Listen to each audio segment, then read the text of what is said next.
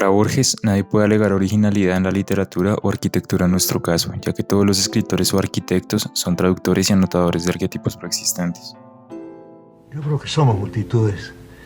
Quizás seamos todos nuestros antepasados, pero además todos los hombres que han vivido anteriormente. Y quizá, ¿por qué no? Seamos mágicos esta mañana, ¿por qué no los hombres venideros también? ¿Por qué no suponer que somos una suerte de eternidad, un conjunto de ayeres, de presentes y de futuros? Esto conlleva la idea de que todo lugar es arqueológico, ya que si lo sometemos a excavaciones encontraremos en las ruinas de antiguas construcciones fragmentos del pensamiento de quienes nos han precedido. Esta conciencia sobre la deuda con el pasado llevó a que Borges diera un carácter suprapersonal a su obra, afirmando en su escrito Borges y yo que los aciertos a lo largo de su carrera no fueron mérito propio, sino del lenguaje o la tradición. Nada me cuesta confesar que ha logrado ciertas páginas válidas, pero esas páginas no me pueden salvar, quizá porque lo bueno ya no es de nadie, ni siquiera del otro, sino del lenguaje o la tradición. Siendo el carácter suprapersonal algo transversal a toda su obra, ya que años atrás afirmaba en el poema casi juicio final del libro Luna de enfrente: he dicho asombro donde otros dicen solamente costumbre, a los antepasados de mi sangre y a los antepasados de mis sueños he exaltado y cantado. Quizá esta deuda con quienes nos han precedido puede observarse en el campo de la arquitectura en la obra de Mies van der Rohe, ya que fue uno de los arquitectos que más estrechamente vincula su obra con los monumentos del pasado a partir de una mirada con un enorme poder de abstracción capaz de despojar la arquitectura de sus aspectos particulares y contingentes para exaltarla como pura construcción formal. Este proceder abstracto permite situar las obras del pasado en el plano de intereses e inquietudes de la arquitectura en la actualidad, otorgando la posibilidad de dialogar con ellas a partir de puentes temporales que son capaces de disolver la idea del tiempo como algo meramente lineal. Para mí el mundo es algo dado que no es preciso inventar, sino tan solo reconocer.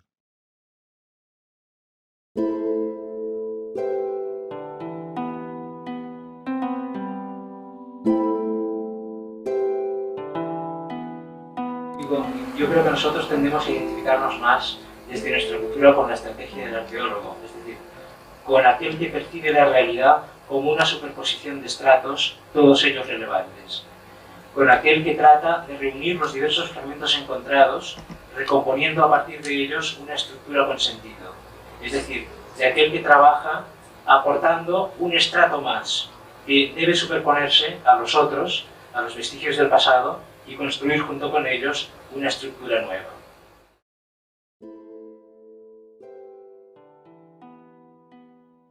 Aquel que percibe la realidad como superposición de estratos, todos ellos relevantes.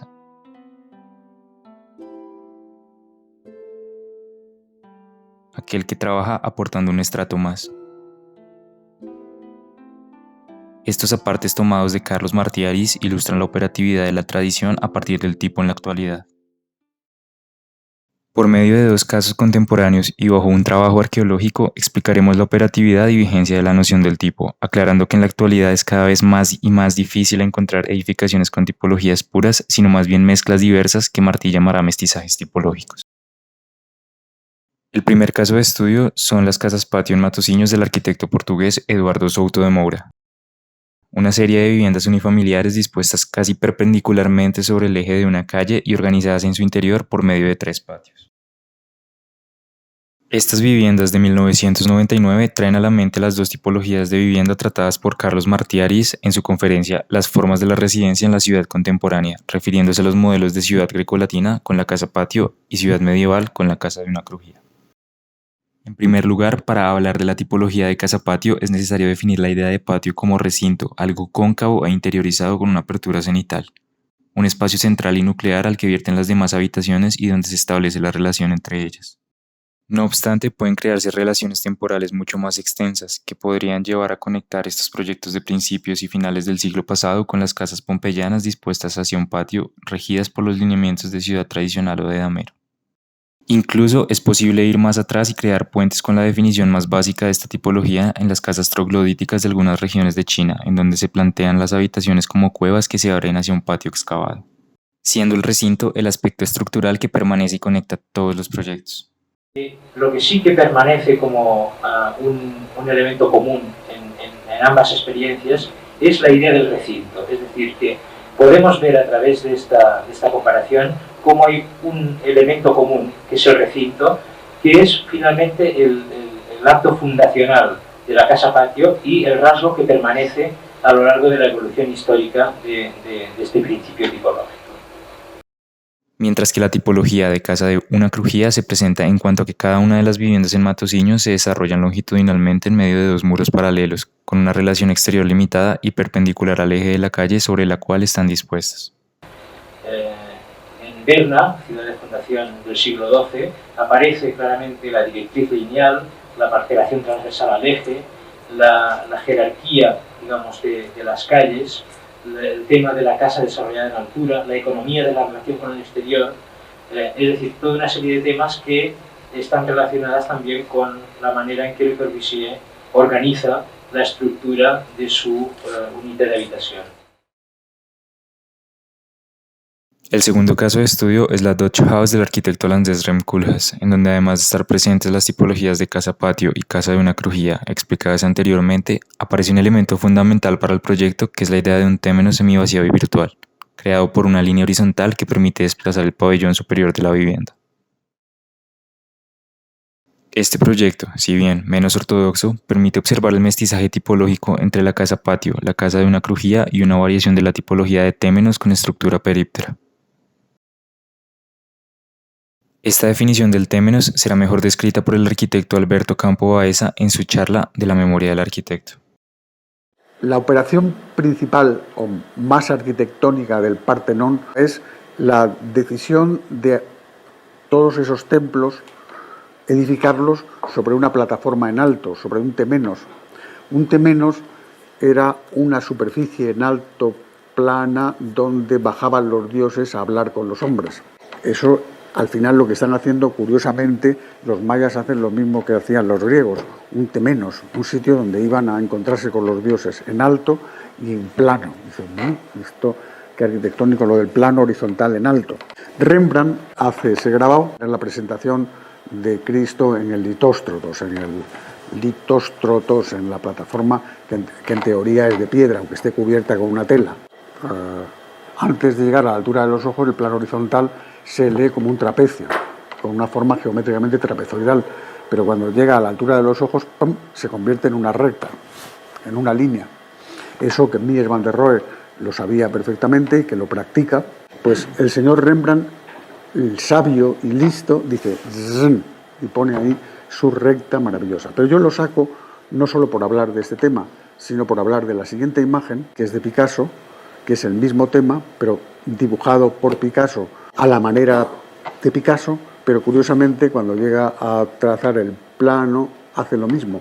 Parece que hubiera cogido, le hubiera pedido prestada la regla a Rembrandt. Picasso evidentemente sí ha visto el grabado de Rembrandt, entiende perfectamente que ahí hay un punto clave. En la Farmhouse House, con qué absoluta habilidad el viejo maestro pues nos propone el plano en alto. Para acceder a ese plano horizontal, crea el plano horizontal entre medias, esa plataforma intermedia, para que las escaleras también sigan siendo suaves. O sea, hay toda una habilidad que es memoria y que es sentido arquitectónico.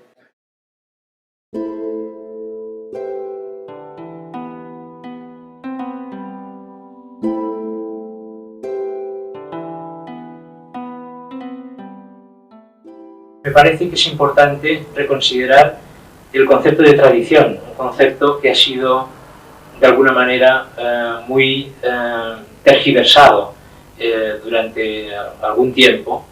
Y digo, importante reconsiderar el concepto de tradición en su sentido etimológico, de tradere, es decir, transmitir, entregar el relevo, proseguir un proceso abierto. A menudo la idea de tradición, se nos ha presentado como el polo negativo de una oposición de términos, en cuyo otro extremo encontraríamos la idea de innovación, que estaría aceptada en cambio como un valor positivo indiscutible.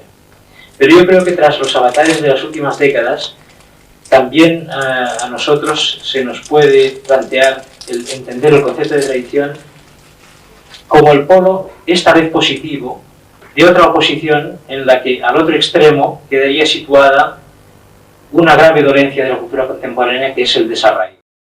Campo Baeza, con la ayuda de dos dibujos de Jorn Utzon, afirma que la memoria es la facultad del espíritu por la que se almacena y se recuerda el pasado, siendo el primer instrumento con el que trabaja el arquitecto, ya que la memoria no es solo capaz de almacenar recuerdos, sino de ponerlos en relación. Para dar un salto adelante es necesario el impulso que se recibe cuando con un pie en el aire el otro se apoya fuertemente en la tradición. T.S. Eliot afirmaba en su texto What is a Classic? Cuando parece que un autor, en su amor por la estructura elaborada, ha perdido la habilidad de decir cualquier cosa con sencillez, cuando su propensión a decorar llega a tal punto que dice de un modo muy estudiado cosas que correctamente deberían decirse con sencillez y así limita su esfera de expresión, el proceso de complejidad deja de ser del todo saludable y el escritor está perdiendo contacto con el idioma hablado.